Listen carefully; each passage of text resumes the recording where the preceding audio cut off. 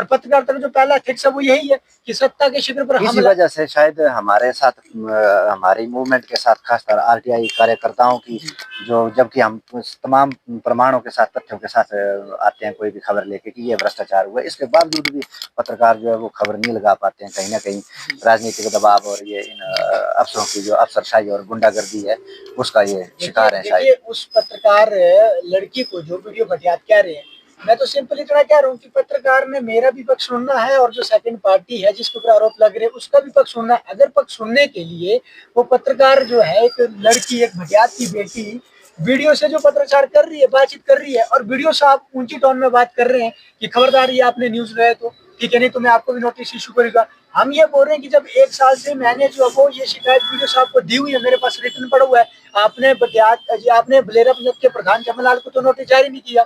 जब हम क्रमिक अनशन के ऊपर बैठे हैं, आप हमें उल्टा डरा रहे हैं, धमका रहे हैं, तो एक तरह से ये थ्रेट है, इसको थ्रेट बोलते हैं, एक तरह से डराना धमकाना। तो मैं तो इस वीडियो के माध्यम से वीडियो बटियात को ये कहना चाहता हूँ कि आप ऑफिसर हैं, आप कोई गुंडे नहीं है, और गुंडागर्दी करने से, बदमाशी करने से या ये थ्रेट करने से हम लोग डरने वाले नहीं है। हमारे हौसले फौलादी हैं, बुलंद है, बेशक हमारी उम्र छोटी है, लेकिन हमारे मन के भीतर जिन क्रांतिकारियों के विचार हैं उनके है ही है। तो हम आपसे डरने वाले नहीं है। प्लीज आपसे हमारी रिक्वेस्ट है कि आप या तो आप अपना यहाँ से बोरी बिस्तरा पैक कर लें। अगर आप अपना बोरी बिस्तरा पैक नहीं कर सकते तो कम से कम हमें डराना धमकाना तो बंद कर दें, इतना तो कर दें। मानवता का भाव जो वो आपके भीतर होना चाहिए। जी चलो, बहुत बढ़िया जी पलवर जी, बहुत अच्छा लगा आपसे बातचीत करके। और आप निश्चिंत रहिए, हम आपको सपोर्ट करेंगे जितना हो सकेगा, हमारा तन मन धन से आपको सहयोग रहेगा।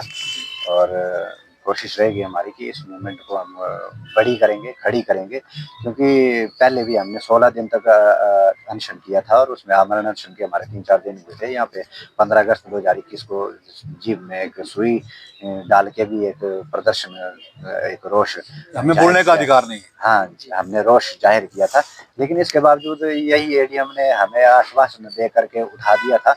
और वो सिर्फ आश्वासन ही था, झूठा आश्वासन, उस पर कहीं से कहीं तक कोई कार्रवाई नहीं की इन्होंने। तो इसलिए हम इस बार किसी आश्वासन में नहीं आएंगे। नहीं, उसके बाद भी हमें माननीय न्यायालय का रुख करना पड़ा था, उच्च न्यायालय का।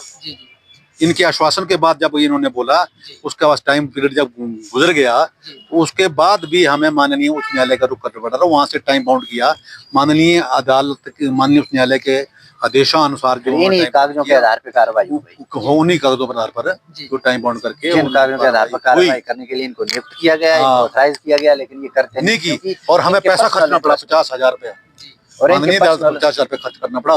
नहीं तो पंचायती राज अधिनियम 1994 की धारा और पंचायत राज चुनाव अपना निर्वाचन नियम 1994 में, तो ये कार्रवाई करने के लिए तो डिस्ट्रिक्ट लेवल पर यही सक्षम है। जी सक्षम है।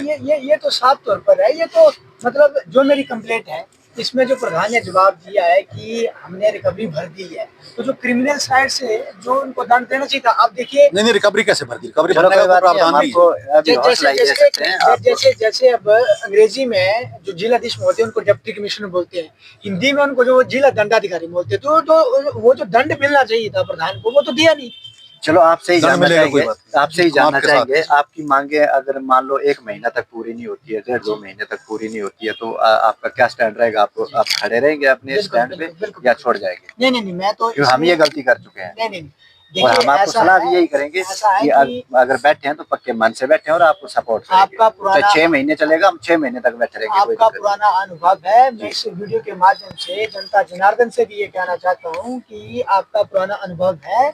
जिस तरीके से आप बोल रहे हैं कि ये सुई देकर आपको बोलने का अधिकार इस तरह का आपने किया था, और एडीएम जम्मा ने आपको जो आश्वासन दिया था, मैं इनके आश्वासन को बिल्कुल ही सिरे से मैं खारिज कर रहा हूँ।